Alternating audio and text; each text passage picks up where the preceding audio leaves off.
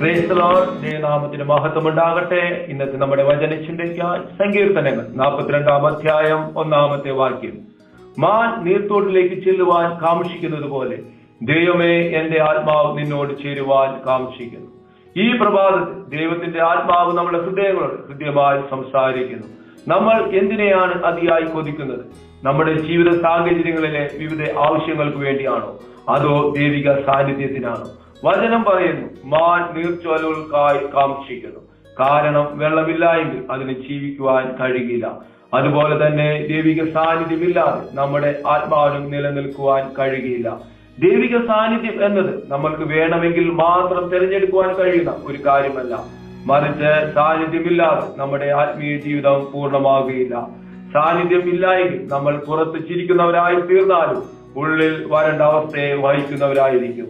ബൈബിളിൽ ദൈവിക സാന്നിധ്യം എപ്പോഴും കൊതിച്ച ഒരു വ്യക്തിയെ നമ്മൾക്ക് കാണുവാനായിട്ട് കഴിയും. അവന്റെ പേർ ദാവീദ് എന്നാണ്. അവൻ രാജാവായിരുന്നു.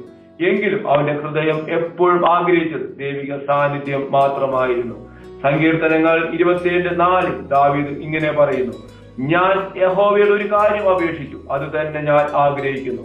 എന്റെ ആയുഷ്കാലമൊക്കെ ഞാൻ യഹോവയുടെ ആലയത്തിൽ പാർക്കേണ്ടതിന് തന്നെ. ദാവീദ് പറഞ്ഞില്ല എനിക്ക് സിംഹാസനം മതിയെന്ന്.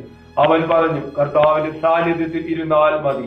അതുകൊണ്ടാണ് ദാവീദിന് നിരവധി കുറവുകൾ ഉണ്ടായിരുന്നിട്ടും ദൈവം അവനെ വിട്ടുകളയാതിരുന്നത്. ഇന്ന് നമ്മുടെ ജീവിതത്തിലും ദൈവം അത് തന്നെയാണ് നോക്കുന്നത്. നമ്മുടെ കഴിവുകളെ അല്ല, നമ്മുടെ സ്ഥാനമാനങ്ങളെ അല്ല, നമ്മുടെ ഹൃദയം എന്തിനെയാണ് അതിയായി കൊതിക്കുന്നത് എന്നാണ് ദൈവം നോക്കുന്നത്. ദൈവിക സാന്നിധ്യം കൊതിക്കുന്ന ഹൃദയം ദൈവം ഒരിക്കലും നിരസിക്കുകയില്ല. നമ്മൾ ദൈവത്തെ കാംക്ഷിക്കുന്നിടത്ത് ദൈവം നമ്മുടെ അടുക്കൽ ഇറങ്ങി വരുവാൻ ഇടയായിട്ട് തീരും. ഈ പ്രഭാതത്തിൽ ദൈവം നമ്മളെ വിളിക്കുന്നു, വരിക എന്റെ സാന്നിധ്യത്തിലേക്ക്. വെറുതെ വന്നു പോകുവാനല്ല, ആ സാന്നിധ്യത്തിൽ ഇരിക്കുവാൻ. ഒരു ദിവസം മാത്രമല്ല, ജീവിതം മുഴുവനായി അവനിലായിരിക്കുവാൻ. അതിനുള്ള വലിയ കൃപ ഈ പ്രഭാതത്തിൽ കർത്താവ് നമ്മൾക്ക് നൽകട്ടെ. ഇന്ന് നമ്മൾക്ക് ഒരുമിച്ച് ഇങ്ങനെ പ്രാർത്ഥിക്കാം. കർത്താവേ, ഞങ്ങളുടെ ആത്മാവ് നിന്നെ കൂടാതെ സന്തോഷിക്കാത്ത ഒരാത്മാവായി തീരട്ടെ എന്ന് പ്രാർത്ഥിക്കുന്നു. ഞങ്ങളുടെ ഹൃദയം നിന്റെ സാന്നിധ്യം തിരിയുന്ന ഹൃദയമായി തീരട്ടെ.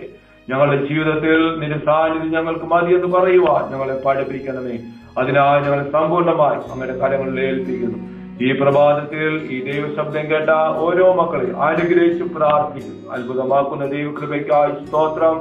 യേശുവിൻ നാമത്തിൽ തന്നെ ആമേൻ.